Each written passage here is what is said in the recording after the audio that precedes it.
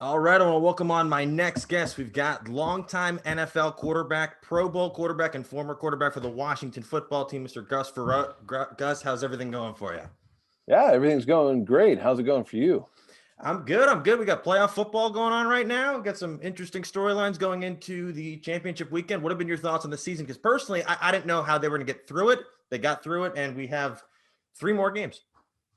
Yeah, it's kind of crazy with the way the pandemic's going and how many people have passed and what a great job the NFL has done. I mean, I've talked to several friends that were that I played with that are coaches now, and they said it was a test every day. It was nonstop. Couldn't see your family, couldn't leave the building, couldn't do a lot of things that you would normally do. So they put a lockdown on it, and they asked a lot of the players and the coaches, and the guys came through, and they've been doing a great job.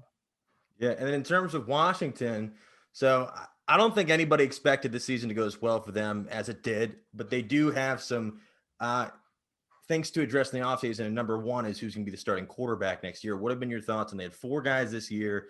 They released Haskins. What do you think they should do? Well, that's always a great question because, it seems like Washington has been rebuilding for a long time. And I would say, they have a good foundation right now with their defense. For me personally, when I watch them play, that gives them an opportunity to win a lot of games. I think they can build on that. And as far as the offense goes, they have some good parts, and Gibson is a running back. Their line's they're going to build on that a little bit. They have some good receivers like Terry McLaurin. But, their running back or their quarterbacks are obviously the key component that they need. And even since I've been there, they've been searching for that quarterback for a long, long time. And they think they get one in Dwayne Haskins. They think they get one in RG3. They've gone through these guys. They've gone through head coaches. Well, I really like Coach Rivera, and I think he does a great job. And it's going to be interesting to see what Scott Turner does with the next quarterback they get. Now, I call him Heineken, but I know it's Heinicke. But I think he came in, did a wonderful job. Kind of knew what he was doing. He looked very threw some balls on time, did a great job with that. But it's going to be interesting. He'll be there, but they're definitely going to go out and try to find some other guys. Would you try to go after Deshaun Watson? Or do you think it's too much draft capital to give up? Well, I think everybody's going to try and go after him if he's available. I don't know if the owner McNair is going to be able to fix this down in Houston with him. I think it's already broken and it's too far apart. Deshaun's probably going to want to leave, and what a shame to lose a franchise quarterback like Deshaun. Right, somebody you can build around that every other NFL team tries to get or already has.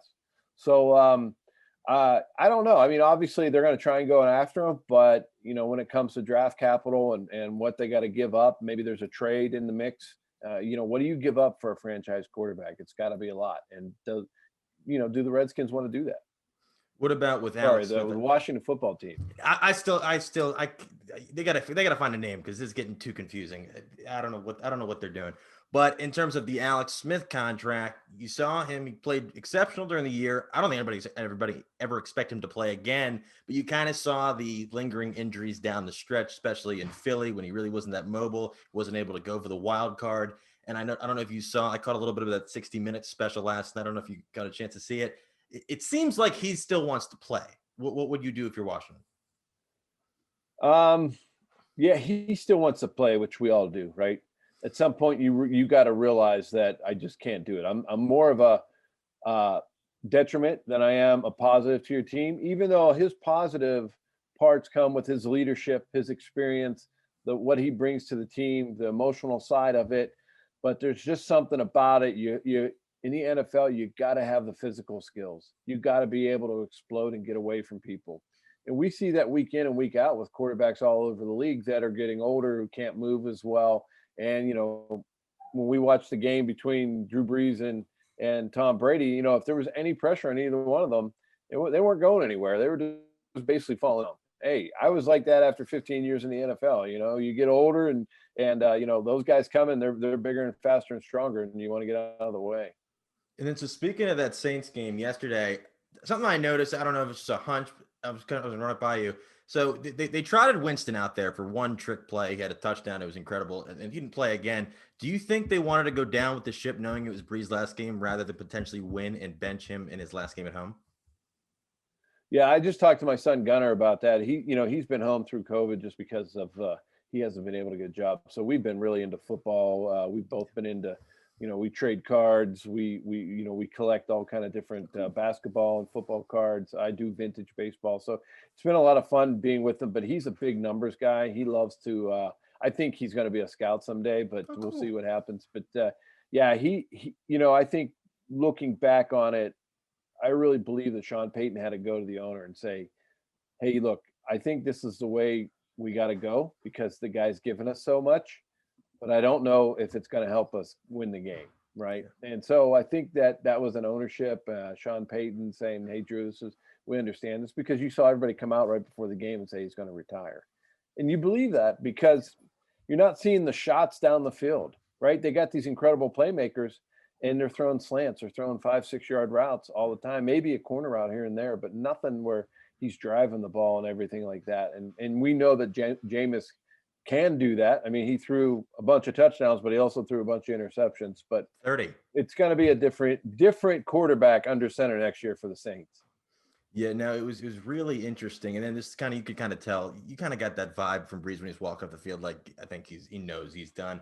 I don't know what the Saints are going to do from here, but it's really interesting. And then, did you have any other kind of like, what else caught your attention from the weekend? I know the Saturday's games.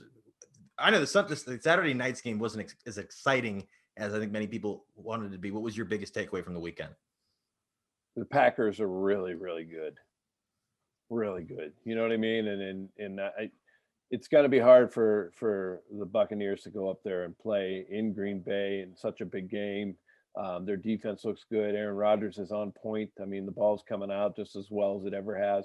And he's got playmakers, Devontae Adams, Aaron Jones. He's got some his line is playing, some really good football. They're coming off the ball. They're run blocking well. I just think they're the team to beat right now. And other than that, you saw a Cleveland team go into Kansas City and had a chance to win. I mean, if you think about the T. Higgins play that fumbles through the end zone, if he's just down at the one, they probably score. The game's a lot different, Then Patrick obviously gets hurt, goes out, and what a job Henny did coming in and just saving the game for him basically. But other than that, I think if you look back through the whole weekend, probably the Ravens game was the hardest to watch and biggest disappointment. They have one of the best kickers ever in the NFL, missed 2 field goals, right? How does that happen? And the Bills are probably saying like, okay, it's been 25 years and finally we have somebody else missing a field goal. So that game was hard to watch because we know Lamar Jackson. I've been on his side ever since, and people say all this stuff, but you go look at his stats compared to all the other great quarterbacks. He's right there at the top with all of them, and I think he just needs some more weapons on the outside. So if they do put 9 men in the box, he can throw it to somebody. Do you think that I've been thinking about it since their early exit last year against the Titans? Do you think they give him a loaded, maybe 2-year deal before and see after they give him more weapons outside to see what he can do with that before they just kind of just write him a blank check, or do you think they're just going to give it to him? Oh, I think they're just going to give it to him. Interesting. Yeah, he's one of the top 5 players in the NFL. You got to give it to that guy. I mean, I've watched him give money to other people that I always thought didn't deserve it. I mean, you know what I mean? It's just when you see what he can do, if you go look at his stats for his first 3 years compared to every other great player that's played that position, they're right there. He's like top 3 or 4. It's pretty amazing to see like his touchdown to interception ratio, plus how many yards he gains running, how many touchdowns he scores besides throwing the football. So there's a lot of positive things. And, it's like the whole Deshaun Watson thing. Why go and make him mad? Like they have the money. Pay him his money. He's deserved it. He's your MVP. He probably is your MVP of the offense this year. So give it to him and build around him. The one other thing I want to ask you about the weekend, do you put any kind of blame on Mayfield for not being able to capitalize more knowing Mahomes went down, or do you think it's just a kind of freak thing? No, I don't. I've heard like here in Pittsburgh, I was listening to some sports radio this morning, and obviously most of the sports guys here do not like Cleveland. It's a big rivalry, but I think that Baker played a pretty darn good game. I think that with going in there and his first really, really big, I mean, obviously beating the Steelers in the playoffs is big, right? You can say what you want. The Steelers had 5 turnovers, but still, he's got to be able to run the team, put the ball in the end zone. But I thought he did a good job. I think that they figured out that the run game was going to be the way to go for them. They started running Nick Chubb more. Kareem Hunt started getting the ball a little more. They started moving the ball, eating the clock up, keeping the ball out of the Chiefs' hands. And yeah, he may have missed 1 or 2 throws, and he had some drops in there, but I thought he played a pretty good game. Yeah, and then right now, who do you think the Packers are the team to beat? Especially knowing Mahomes might be a little banged up, or you think Kansas City repeats? It's really hard to say because you see a Cleveland team that nobody thought was going to be there go into Kansas City and compete with them and play really well with them. So, yeah. That game, watching it, after that game and seeing it, I think the Packers are the team to beat. I don't think Chiefs are very far behind them. And plus, we don't know exactly what happened to Patrick. I hope he's well. But out of all 4 of these teams, whoever plays in the Super Bowl, it's going to be a great game. Can't wait. It's going to be fantastic. So I want to ask you a little bit about your career. So I understand you went to the University of Tulsa. How did you end up going there? I grew up in Pittsburgh, Pennsylvania, which you'd think like, how did that guy get to Tulsa? But, this was even before social media, the internet, cell phones, and everything else. And you're wondering how you get recruited there. Well, back in Pittsburgh in the day, they had what they called the Joe Butler Metro Index football camp. And that's where all the local high school kids went, and all the scouts from all the colleges, the recruiters would come in and sit in the stadium, and they had it, I think, in the South Hills somewhere. And you just go out and they run a camp for 2 days, 3 days, and you go there and show your skill sets off. And luckily I was, I was 6'4" and big, strong kid and could throw the football and didn't have any other skill sets to go with it. But, we ran the wing T in high school. It's not like today where these guys are practicing day in and day out to be a quarterback.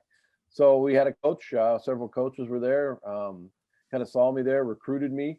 And then you send them it was actually videotape back in the day. You'd send them the videotape through snail mail.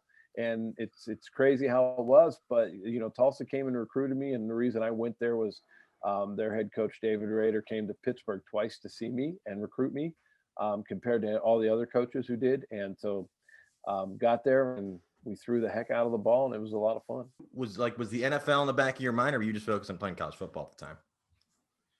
Oh, no, I was focused on playing college football. The NFL really. I mean, I had a cousin who was playing for the Bills at the time. Oh, cool. So you knew about the NFL a little bit, but just never thought that it was going to happen for me because I wasn't one of the top guys in the country and at quarterback in college. We threw the ball around a lot, but back in, the late 80s, early 90s, not many people knew about Tulsa, so there was no way to promote yourself like you can now on social media and do a lot of things. So that wasn't in my mind. It was just go out there, be the best I can, do the best I can for my team and have a lot of fun.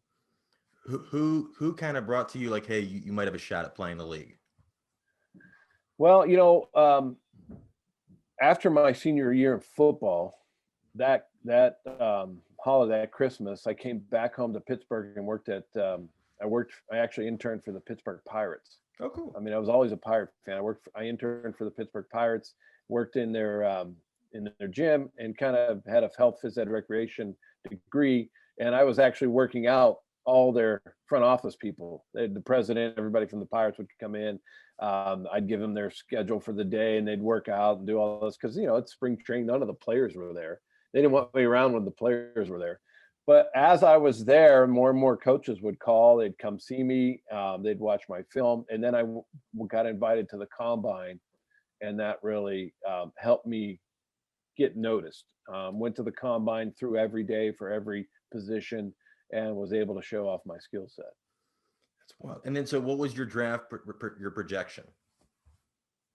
Oh gosh, I don't even know. I didn't even expect to be drafted, to be honest. Really? I was a 5th quarterback taken, but I was taken in the 7th round. So you're only the 5th? All the Yeah. way in? Wow. Unbelievable. So we had 2 taken right away, and then there were maybe the 6th, but I think it was the 5th. I think there was 2 and 2 more in between. It was a bad quarterback draft that year. Obviously, they took me, so it was a bad draft. Were you watching the whole thing, or did they just kind of call you, or how'd that go?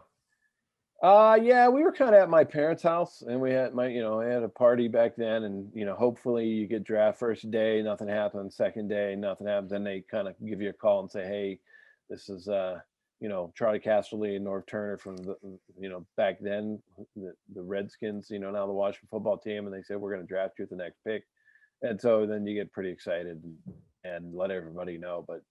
I've heard stories of just on my podcast, Huddle Up with Gus. I just interviewed Matt Burke. Oh, cool. And he went to Harvard, and he was talking about, hey, I was sitting in my dorm with all my buddies, and when I got drafted, and so we all have a different story. It's great. I was lucky enough to be home when mine happened. I forget who I was talking to, but they said when they got drafted, apparently they were in a place where there was no cell phone reception. Apparently the GM was freaking out, the agent was freaking out. They're like, "Where is he?" Forget who it was, and that's interesting. And then so when you get there, Heath Shuler was just taken in the first round. What was your thought process like? All right, I'm going to make this team, or show enough that maybe another team will be interested in him. Did you expect to be taking over him at any time? No, my thought process was just work your ass off. Hard work. Go out and throw every day. I mean, what I was good at was throwing the football. So any opportunity I go out and to get on that field and throw the football time and time again. And it's always do what you can. Like I learned how to hold there. I was never a holder in college, but I held in the NFL for years.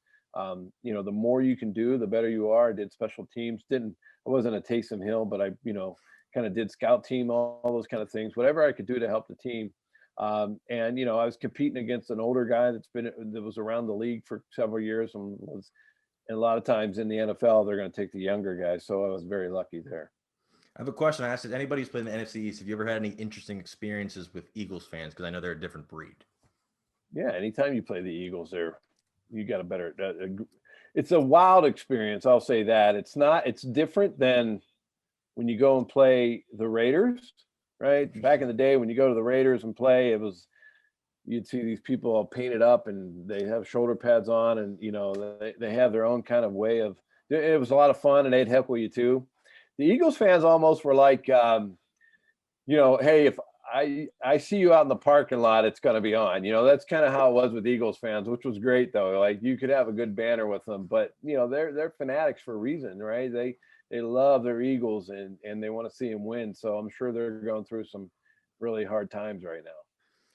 Dexter Manley told me that they threw a boiled egg at him, and I don't know how you're sneaking that into the stadium, but that was not surprised. Well, I'll just tell you this: that anytime any of my family members went to the game, I would always tell them, "Don't wear our colors, right? Wear just something plain, like you're there to have fun, even though you're sitting in the family section, right? Don't because there's just too many stories that you hear about."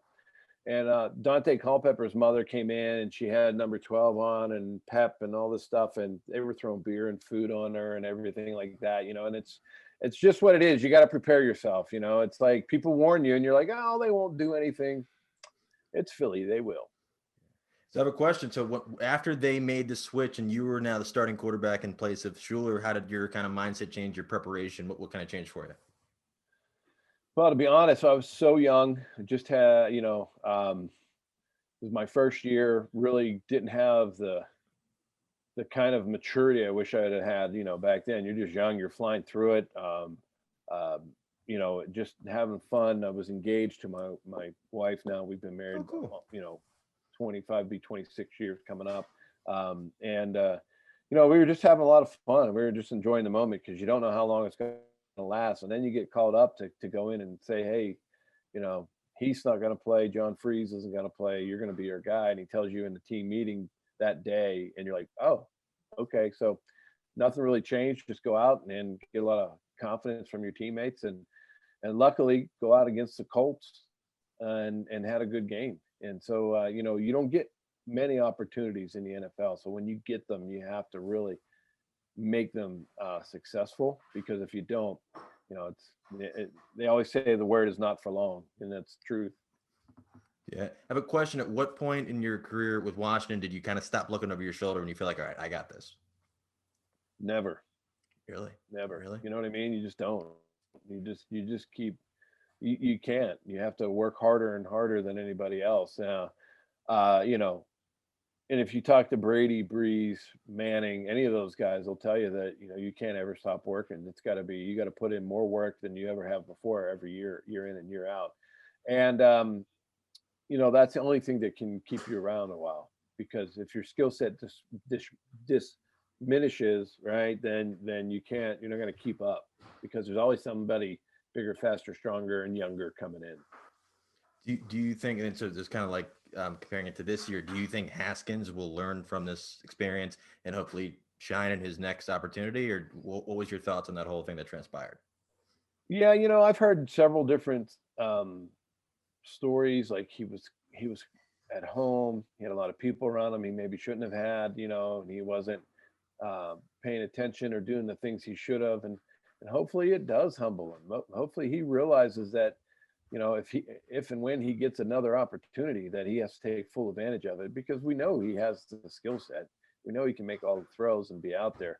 Now you have to put it all together, and it's not a one-time.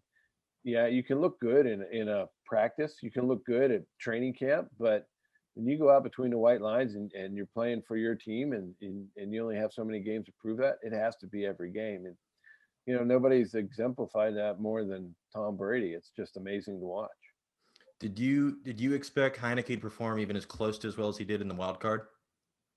Well, we saw a little sample size of him earlier, so we weren't really sure what it was going to look like. And then you see him go out and play really well, threw some really great balls, was able to scramble and move around. I think everybody was happily surprised of his performance, and I hope that the coaches watch that. I hope the coaches probably have a great understanding of what kind of person he is, what kind of leader he is, and given an opportunity to come into camp next year and compete.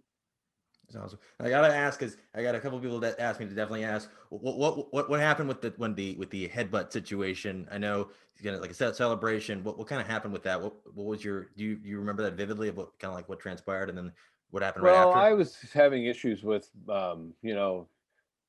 Carson Wentz, kind of Doug Peterson deal, right? So I was having issues with my head coach, and we weren't getting along, and so we were playing the Giants, which is always a big rivalry. Actually ran a touchdown in. Kind of felt like got everything off my back, just ran into the wall, and didn't even really focus on what the hell happened, right? Should have just obviously jumped off, hit my foot, and turned around, but just ran in, went to stop myself, and just naturally put my head down, and obviously the rest is history. But that's just a situation where you just you don't know why it happened or how it happened, and it's just you learn from it and you move on, and you're able to. A lot of people say that that happened to you, and they want to make fun of you, but look, we all have adversity in our lives, and we all fight things that come at us.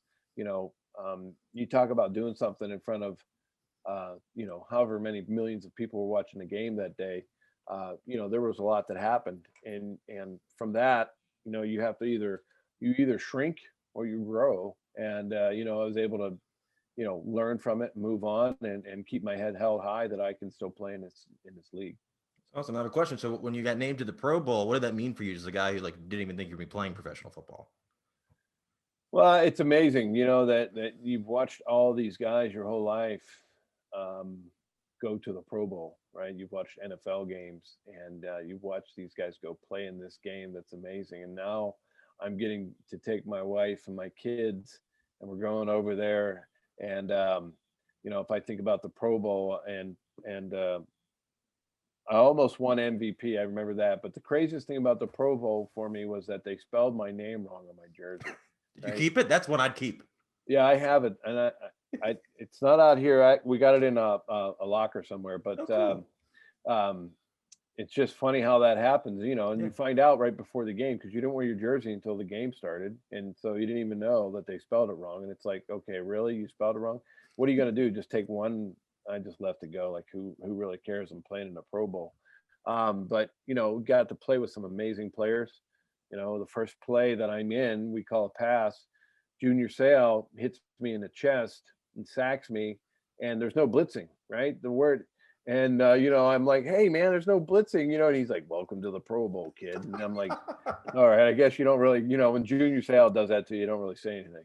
Yeah, that's Do you think they should move it back? Was it in Hawaii? It was in Hawaii when you went? Because now it's in Orlando. Yeah, it's a lot. I mean, it was great. It's a great like trip for, a lot of guys go there and it's not really a game.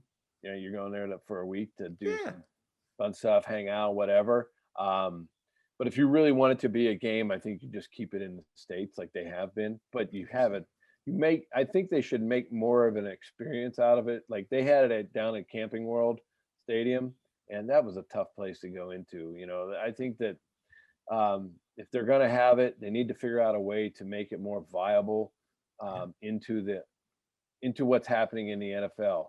They try to do like baseball, right? The winner, the other team gets the ball. I don't know how they're doing all that, but it's just crazy because guys don't want to go get hurt there and play in that game for a minimal amount of money. There were a lot of guys there that you're going to play for $10,000, and when they're making millions and $1 million football, why would they go to the Pro Bowl to just play a bunch of guys and get hurt? But it also is you're playing against the peers that you play against every week, and it's a real honor to go out there and be invited to go stand on a football field with these other men that are football legends.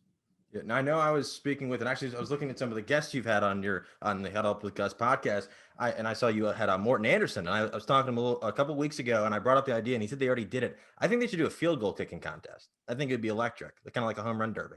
He said they used to have them, but they took it away. Yeah, they don't like to give the kickers too much, right? I always mess with Morton on that stuff. He's like, they should make it worth more points and all this stuff, and they probably should. Like, if you can kick a 60-yard field goal, you probably should get 4 points for it, right? Yeah, which would make it even more fun. A 50-yarder, whatever. Just make it even worth more to go for it. Okay, instead of like, it's just opportunities to win games, and when you don't think you can, and all those kind of things, but. I think they should do more with it, right? It's a big part of the game. Yeah. Now, you're not gonna they should even do something with like Canada does with their football with kickoffs and everything like that. They give you a point for if you kick it out of the back of the end zone, right? If you kick it within, you have to return it even if it's in the end zone. Like, do different things like that. Obviously, our onside kicks, our special teams have changed so much because they don't want guys to get hurt. Yeah. But it's made it kind of boring. Yeah. No, because I was watching the Ravens-Bills game the other night, and you got a 3-3 game going easily down into the first half, and Tucker kept going off the uprights. And I was at a wild thought. I'm like, what if you got more points for getting off the uprights than you did going down the middle, and it just kind of changed the whole complexion of it? I'm like, they would never do that. But it'd be interesting. 3 points off the uprights, 1 down the middle, and you have to try to nail it right there. So yeah, I think the owners feel like they probably get into a slippery slope if they start changing a lot of the rules. Yeah. They try to keep the integrity of the game as close to original as possible, right? But they know they got to change. They have all these. You saw when the pass interference and it doesn't get called like a few years ago with New Orleans, and they got to make all these rule changes, and then quarterback sacks and a quarterback hits, and they call these crazy things, and it's the same stuff. It goes back to who they're hitting, right? If somebody's hitting Tom Brady low or they're hitting Heinicke low, it's a different call. You're right. It all goes back to a ref making a choice. Yeah, and I have a question. So you played 15 years, went around to a bunch of different teams. What was like the key to your longevity? I don't, for me, it was just always being supported by my wife and my kids. We went everywhere together. I traveled with them everywhere we went. Then that always gave me the strength to go on and work really hard and try to be with the team. And I think the other thing that was enabled me to go from team to team was when I'd go to a new team, and you learn a new offense, it's like learning a new language, right? And I was able to catch on pretty quick for most teams. Some were harder than others, but was able to catch on and go out and produce for them and try and win them some games. And I think that's what, and the other good part was I could throw the football, right? I was given a God-given ability to go out and pick up a ball without warming up and throw it wherever you want. And that helped me stay in the league just as long as anything. And then for another guy who actually was another 7th rounder who's bounced around, what was your thoughts on that Ryan Fitzpatrick throw was it week 16 when was it against, I think, Oakland, the Saturday night game? Yeah, that I mean, they don't call him Fitzmagic for nothing, right? Ryan's one of my closest, oldest friends Oh, cool. in the NFL, and just there was going to be a guy that could do that. That would be Ryan, right? You know, I thought that the Dolphins should have been the way they were playing. Their defense was that the people they had on their team. I thought he should have been the quarterback all year. Let Tua sit, right? And they put him out there, and I don't think he was ready. He says like, "Oh, this NFL thing's easy." Yeah, right. Wait till they figure you out, and then they start blitzing you, and you can't figure out where to go, or every receiver is locked down. We'll see how easy it is then. But I just love the way Ryan played, and he's always done amazing things. Every team he's been on, he's had great games, and he's just proven it time and time again. And it was an amazing play. That's he and I. It's funny, we're very similar. He beat several of my records just because he's played longer. I Yeah. played for 7 teams, he played for 8. I threw a touchdown with 7 different teams. He threw a touchdown for 8 different teams, and I'm like, how long are you going to stay around? He's like, as long as I can, I guess. But he does have 7 kids to support, so it's a lot. Interesting. I didn't know that. That's unbelievable. No, because I remember he was unbelievable this year. I don't know what the Dolphins are going to do. I think they're the number one. If Watson is available, I think that's the easiest option because they have the third pick in the draft. They also have Houston's picks that they swapped from the Tunsil deal. And if they're not sold on Tua, flip them. I don't know. That's interesting. I have a question. Excuse me. When did you kind of know you were kind of ready to retire? Well, you get older and you start asking yourself that, right? And you're where you're going and you're playing backup or your body's beat up, and I asked a lot of veterans, how did you know? When did you know? And everybody says the same thing. You just know. You just kind of know when it's time for you to retire. It's like Drew Brees. He probably could snake it out a few more years, but he probably just knows that it's time, right? It's time. There's younger guys coming up. Let's give a shot at somebody else. He played long. He's going to be one of the top quarterbacks ever to play in the NFL. But Yeah. as you get older, and as the kind of everything kind of wears off of you, right? There's, you just kind of know, right? And then it comes down to, I want to be with my family more, and I want to be around my kids more. But the other thing I'll say is, once you're out, you're out. They're not coming back to get you. Yeah. Like what happened with Gronkowski is amazing. Like he Yeah. quit, him and Jason Witten, to see them leave for a year and then come back, that's crazy. That rarely ever happens. And then I want to ask you something. I'm not 100% sure. I saw it online. I want you to confirm it. Is it true you coached Ezekiel Elliott in high school? Yes, Ezekiel and Foye. Foye Oh, Oluokun is a linebacker for the Atlanta Falcons. oh, cool. So what was Number that? 54. Did you know that they were like, all right, these guys are going to be like, we're going to see them in the NFL a few years early on? Well, Zeke, we knew he had an incredible talent. He was fast, he was quick, he could make people miss. He had every skill set, and plus he was super smart. The guy got like a 32 in his ACT. Oh, wow. People don't know that. Like Zeke is really smart. Comes from a good family. And you kind of knew he had a lot of skills, like to go play Division I football at the highest level. To go to the NFL at that point, nobody can say they knew that this guy was gonna, right? You just don't know. But we knew he had the skills to do that. Foye, on the other hand, was kind of like growing, big feet, big hand. You know what I mean? Kind of loved basketball. Was a basketball player and a football player. Wanted to go play basketball in college, and I'm like, no, you're going to go play football in college. Ends up going to Yale. Playing football there. Super smart kid, and just had an incredible experience at Yale. He's coming out of Yale, and he's trying to figure out what he wants to do because he's getting kind of looked by NFL scouts. And I said, well, you got to go train. You got to go train with somebody that's better than anybody else. So I sent him to my buddy out in Denver, Lauren Landau, who's actually now the Broncos strength coach. Oh, cool. But he has a whole Landau Performance Center, which is huge. And when Foye tested for he didn't have a pro day. He didn't go to the combine. But when Foye tested, he was top 5 in every category of all the linebackers coming out. And so I think the Falcons got a steal with him, right? We knew when Zeke was leaving Ohio State, we knew what his talent level was. He was going to be great in the NFL. He was going to lead a team. He was going to do whatever he could. We knew that was going to happen. Foye, we weren't sure. And then he got to where, because if you think about it, I'm sure Yale's strength program is good, but it's not Ohio State, right? It's not. It's a lot different, right? academics are probably pushed away a lot more than Ohio Yeah. State. No offense to Ohio State. My buddy's a strength coach there. But, I think once he got to where they really focused on certain skill sets, like how to run faster, how to just do, really focus on that individual skill set, Foye just exploded. And so now we got two guys from some little school called John Burroughs in St. Louis That's awesome. are playing in the NFL. It's pretty amazing. That's awesome. What for Dallas, since they had a kind of a down year, Dak got hurt. Do you think they'll end up paying him and just kind of giving him the money, or what do you expect with that? Well, I don't know. They didn't pay him last year. Why would they pay him this year? You know what I mean? Like, I'm sure they may franchise him again. Who knows? I don't know what they're going to do. I mean, for some reason they didn't want to pay Dak, but I think if Dak was playing, they probably would have won the conference.